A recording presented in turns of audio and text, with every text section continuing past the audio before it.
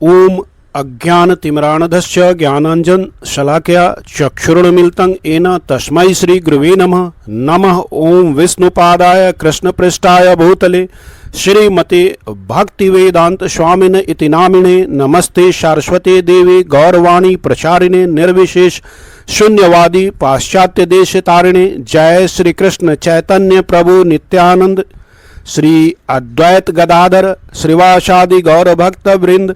हरे कृष्ण कृष्ण कृष्ण हरे हरे, हरे राम राम राम हरे हरे।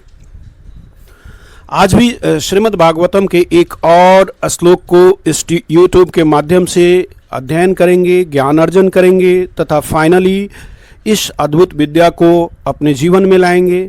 वो करेंगे कैसे? श्लोक को पढ़ेंगे, उसके संधि विच्छेद को देखेंगे, डिस्कस करेंगे, किसने कहा, कब कहा, क्यों कहा, ये सब डिस्कस करेंगे। अर्थ, विश्लेषण, उदाहरण, संदेश इत्यादि। एंड इस तरह हम आज इस विषय का फटाफट समापन करेंगे, वो भी मात्र अगले कुछ ही मिनटों में। Within a few minutes will wrap up and conclude the same और summarise the same very rapidly. तो आगे बढ़ते हैं। नैष्कर्मम अपि अच्युत भाव वर्जितम न शोभते ज्ञानम अलम निरंजनम कुतः पुनः शाश्वत अभद्र मिश्रं न च अर्पितम कर्म यत अपि अकारणम।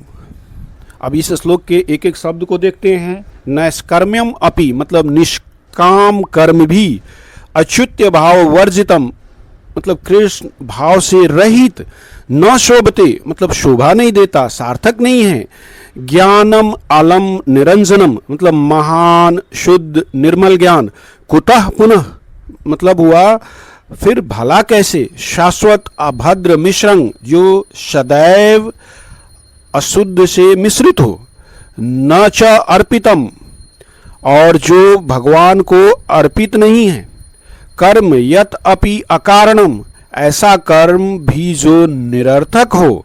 अब इस श्लोक का हिंदी में अर्थ देखते हैं। निष्काम कर्म भी यदि भगवान अच्युत के मतलब श्री कृष्ण जी के प्रति भक्ति भाव से रहित हो तो वह शोभा नहीं देता, और अत्यंत शुद्ध निर्मल तथा उच्च ज्ञान भी यदि कृष्ण भाव से रहित हो तो वह व्यर्थ है।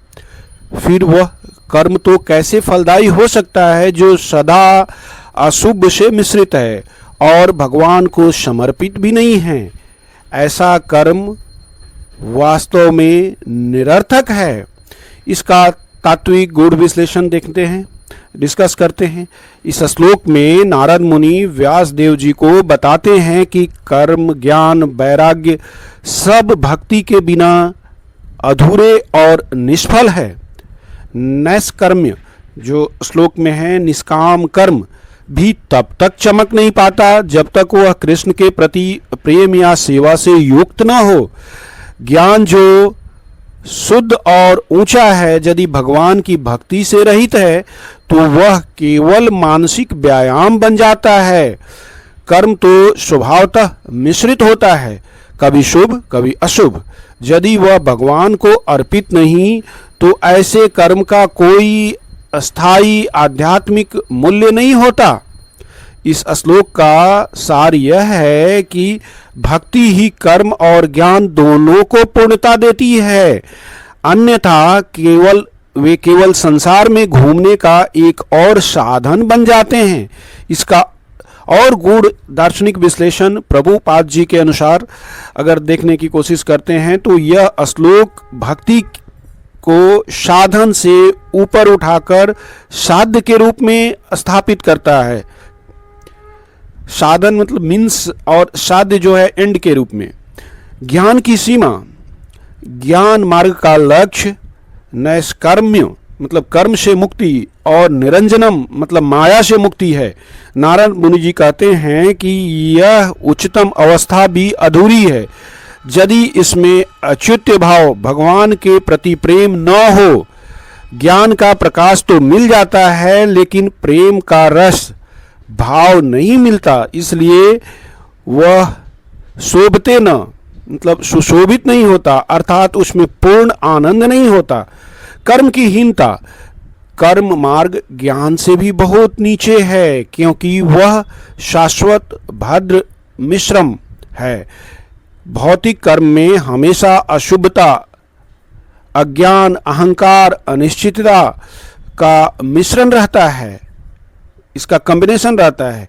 भले ही वह अकारणम निष्काम क्यों न हो, कर्म की अंतिम शुद्धिकरण तभी होती है जब वह अर्पितम, श्लोक में जो है भगवान को समर्पित होता है। भक्ति की अनिवार्यता, श्लोक का सार ये है कि शुद्ध ज्ञान भी व्यर्थ है और निष्काम कर्म तो उससे भी अधिक व्यर्थ है यदि दोनों अच्युत के प्रति, मतलब श्री कृष्ण भगवान के प्रति भाव और समर्पण न हो। भक्ति ही इन सभी मार्गों की प्राणवायु है।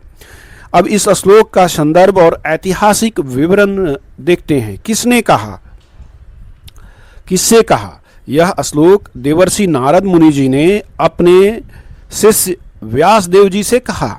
क्यों कहा?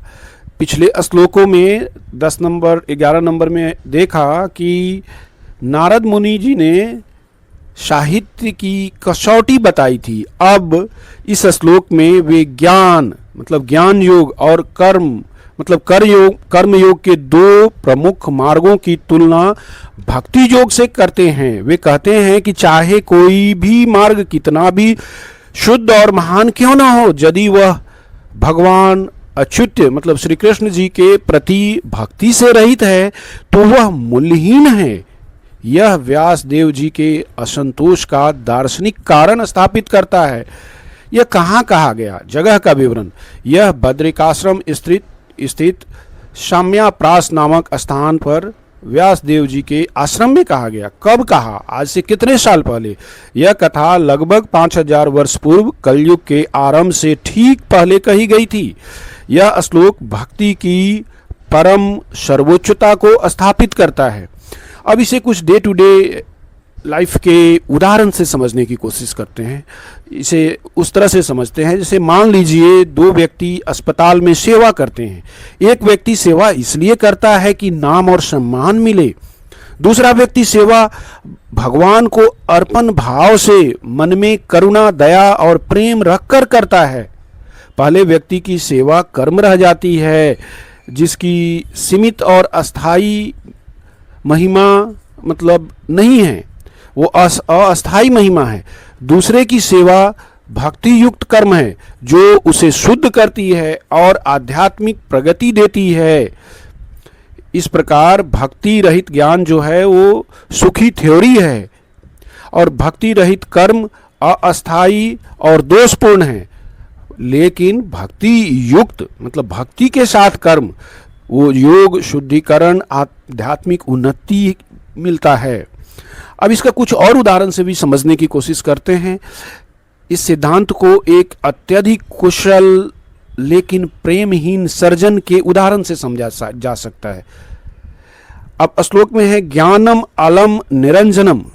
अब इसको आप मानिए कि कुशल सर्जन है। कल्पना कीजिए एक सर्जन है जो अपने काम में अत्यधिक शुद्ध, निरंजनम है और पूर्ण ज्ञान रखता है, ज्ञान भी है, अलम है। उसका कार्य जो है वो नैष्कर्म्यम है, क्योंकि वह कर्म फल की चिंता किए बिना केवल शरीर को ठीक करता है। अच्युत्य भाव वर्जितम, मतलब भावहीनता। वह सर्जन रोगी का इलाज तो करता है लेकिन उसमें मानवीय प्रेम या करुणा का भाव बिल्कुल ही नहीं है। वह केवल एक मशीन की तरह काम करता है। सब रेडी है, नर्सेस ने किया, आया, ऑपरेशन किया, सर्जरी और चला गया। तो ये एक दूसरा उदाहरण हम समझ सकते हैं कि इसमें जो है वह इलाज तो करता है लेकिन उसमें मानवीय प्रेम या करुणा का भाव बिल्कुल नहीं है। आगे और समझने की कोशिश करते हैं। न शोभते, मतलब अपूर्णता। भले ही ऑपरेशन सफल हो जाए लेकिन सर्जन का वह कार्य सुशोभित नहीं होगा। समाज उसे महान मान सकता है लेकिन उसके हृदय को वास्तविक आनंद, शोभा नहीं मिलेगा क्योंकि उसमें प्रेम का सहार नहीं है। शाश्वत भद्र मिश्रण कर्म, एक सामाजिक कार्यकर्ता, दूसरी ओर एक सामाजिक कार्यकर्ता कर्म है जिसके कार्य शाश्वत भद्र मिश्रम कई व्यवहारिक समस्याओं, अहंकार, राजनीतिक मिश्रण से भरे होते हैं। तो निष्कर्ष ये है, नारद मुनि जी कहते हैं कि यदि ज्ञान का इतना शुद्ध कार्य भी प्रेम के बिना अधूरा है तो उस अशुद्ध कर्म का क्या है जो ईश्वर को समर्पित न हो। प्रेम और समर्पण, भक्ति ही ज्ञान और कर्म दोनों को वास्तविक मूल्य और पूर्णता प्रदान करता है। भक्ति के बिना कर्म और ज्ञान जो है वो अधूरा है, निष्फल है। तो इसलिए भक्ति जो है सबसे बड़ा इम्पोर्टेंट चीज़ है। तो हम भगवान की भक्ति करते हैं, आप भी जाप करिए, हम भी जाप करते हैं, जहाँ भी हो, जिस हाल में हो, जैसे भी हो। इसमें कोई खर्चा नहीं लगता। ऐसा नहीं कि बहुत नाम जाप कर लिया तो बीमार हो गया या पॉकेट से पैसा चल गया। There is nothing as such. तो भगवान का नाम लेते हैं, हरे कृष्ण कृष्ण कृष्ण हरे हरे, हरे राम राम राम हरे हरे, हरे कृष्ण कृष्ण कृष्ण हरे हरे, हरे राम राम राम हरे हरे।